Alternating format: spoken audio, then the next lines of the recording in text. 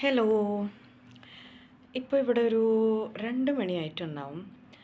Good afternoon. അതുകൊണ്ട് തന്നെ ഇന്ന് ഈ വീഡിയോ ചെയ്യാനൊരു കാരണമുണ്ട്. ഇന്നൊരു മീറ്റിംഗ് ഉണ്ടായിരുന്നു ഞങ്ങൾക്ക്. ഒരു പാരൻ്റൽ മീറ്റിംഗ് ആണത്. അപ്പോൾ ഈ മീറ്റിങ്ങിന് ഒരു റീസൺ ഉണ്ട്. അതായത് ഒരു ഒരു ഒരു ന്യൂറോ ഡൈവേർജൻ്റ് ആയിട്ടുള്ള ഒരു കുട്ടി ആ ടീച്ചറിനെ ഒന്ന് ഹിറ്റ് ചെയ്തെന്ന് പറഞ്ഞാൽ അത് വളരെ ചെറുതല്ല. ഒരു ഫോണിക് പോയിൻ്റർ എന്ന് പറഞ്ഞിട്ടൊരു ടൂളുണ്ട്. അത് വെച്ചിട്ട് നമ്മളിങ്ങനെ ഫോണിക്ക് പഠിപ്പിക്കും. അത് വെച്ചിട്ട് ഈ കുട്ടി, ഈ ന്യൂറോ ഡൈവേർജൻ്റ് ആയിട്ടുള്ള കുട്ടി ഈ ടീച്ചറെ ഹിറ്റ് ചെയ്തു. അപ്പോൾ നമ്മൾ പൊതുവേ കുട്ടികൾക്ക് ക്ലാസ്സിൽ കുറച്ച് മൈൽഡ് ടു മോഡറേറ്റ് അല്ലെങ്കിൽ മോഡറേറ്റ് ടു സിവിയർ ഇങ്ങനെ 2 ടൈപ്പിൽ നമ്മൾ ഡിഫറൻഷ്യേറ്റ് ചെയ്യും ക്ലാസ് റൂം സെറ്റിങ്ങിൽ.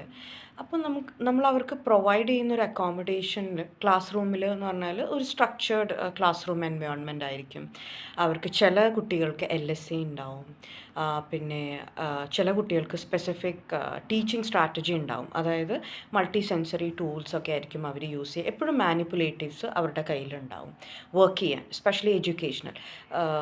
ബിഹേവിയറും സ്ട്രക്ചർ ചെയ്യാൻ വേണ്ടിയിട്ട് ടൈം മാനേജ് ചെയ്തിട്ടാണ് നമ്മൾ ബിഹേവിയർ സ്ട്രക്ചർ ചെയ്തിരിക്കുന്നത്.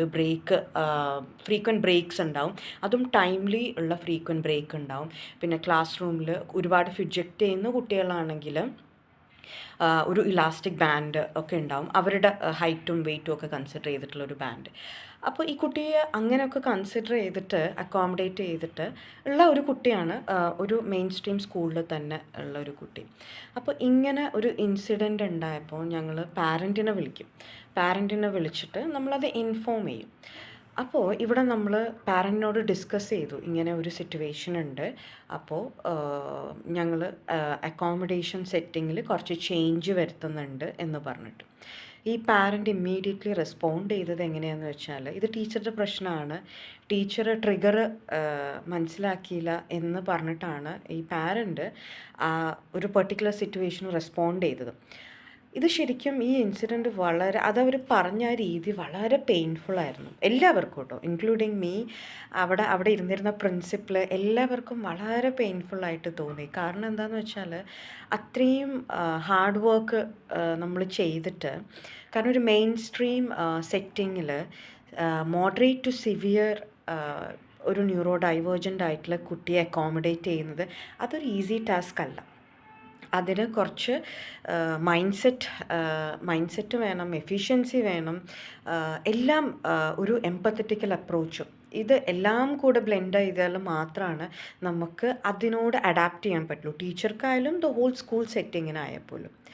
ഇവിടെ ആ ടീച്ചറിൻ്റെ വെൽബീയിങ്ങിനോ ആ ടീച്ചറിൻ്റെ റൈറ്റിനോ ഒന്നും ഈ പാരൻ്റ് കൺസിഡർ ചെയ്തതേയില്ല. ഒരു നിമിഷം നമുക്ക് തോന്നിപ്പോവും, എല്ലാവരും കുട്ടികളുടെ റൈറ്റിനെ കുറിച്ച് സംസാരിക്കുന്നുണ്ട്, പക്ഷേ ഈ ടീച്ചറിൻ്റെ ഒരു റൈറ്റിനെ കുറിച്ചോ ടീച്ചറിൻ്റെ വെൽബീയിങ്ങിനെ കുറിച്ചിട്ടോ അവിടെ ഈ പാരൻ്റ് ഒന്നും കൺസിഡർ ചെയ്തില്ല. അവരെ വിളിച്ചത് കൊണ്ടുള്ള ഫ്രസ്ട്രേഷൻ ആയിരിക്കും ചിലപ്പോൾ. അങ്ങനെ ഞാൻ എന്നെ തന്നെ കൺസോൾ ചെയ്യാൻ ശ്രമിച്ചത് അങ്ങനെയാണ്, കാരണം അത് വളരെ പെയിൻഫുള്ളായിരുന്നു. ഇങ്ങനൊരു വീഡിയോ എന്തിനാണ് ഉണ്ടാക്കിയത് എന്ന് വെച്ചാൽ, ഇത് കേൾക്കുന്ന ഓരോ ന്യൂറോ ഡൈവേർജൻറ്റും ന്യൂറോ ടിപ്പിക്കലുമായിട്ടുള്ള കുട്ടികളുടെ പാരൻസ് മനസ്സിലാക്കേണ്ടത് എന്താണെന്ന് വെച്ചാൽ, ഒരു മെയിൻ സ്ട്രീം സ്കൂളിൽ അക്കോമഡേറ്റ് ചെയ്യുമ്പോൾ ഒരു കൊളാബറേറ്റീവ് അപ്രോച്ച് ഉണ്ടായിരിക്കുന്നതും ആ ടീച്ചറെക്കുറിച്ച് മനസ്സിലാക്കുന്നതും എത്രമാത്രം എഫേർട്ട് ആ ടീച്ചർ ഇടുന്നുണ്ട് എന്നുള്ളതും സ്കൂൾ ഇടുന്നുണ്ട് എന്നുള്ളതും മനസ്സിലാക്കുന്നത് വളരെ വളരെ നന്നായിരിക്കും. എങ്കിൽ മാത്രമാണ് നമുക്ക് മുന്നോട്ട് പോകുമ്പോഴും ടീച്ചേഴ്സ് ആക്സെപ്റ്റൻസും വേണം. ആ ആക്സെപ്റ്റൻസ് നമുക്ക് ഇമ്പ്രൂവ് ചെയ്യാൻ സാധിക്കുകയുള്ളൂ. അപ്പോൾ എന്താ പറയുക, ഇൻ ഷോർട്ട് പറയുമ്പോൾ പാരൻസ് ഒന്ന് കൺസിഡർ ചെയ്യുക. അതായത് കുട്ടിയെ സ്കൂളിൽ അയച്ചു കഴിഞ്ഞാൽ അൾട്ടിമേറ്റ്ലി ടീച്ചേഴ്സ് മാത്രമാണ് റെസ്പോൺസിബിൾ എന്നുള്ളതല്ല. എപ്പോഴും അതൊരു കൊളാബറേറ്റീവ് അപ്രോച്ചാണ്. ഹോം സ്കൂൾ പാർട്ട്ണർഷിപ്പ് തന്നെ വേണം അതിന് ഒരു ഇമ്പ്രൂവ്മെൻറ്റിനും. പിന്നെ അത് മാത്രമല്ല, ടീച്ചറിൻ്റെ ഒരു ഭാഗത്ത് നിന്ന് ചിന്തിക്കാനും ഓരോ പാരൻറ്റും ശ്രമിക്കുക. Thank you so much.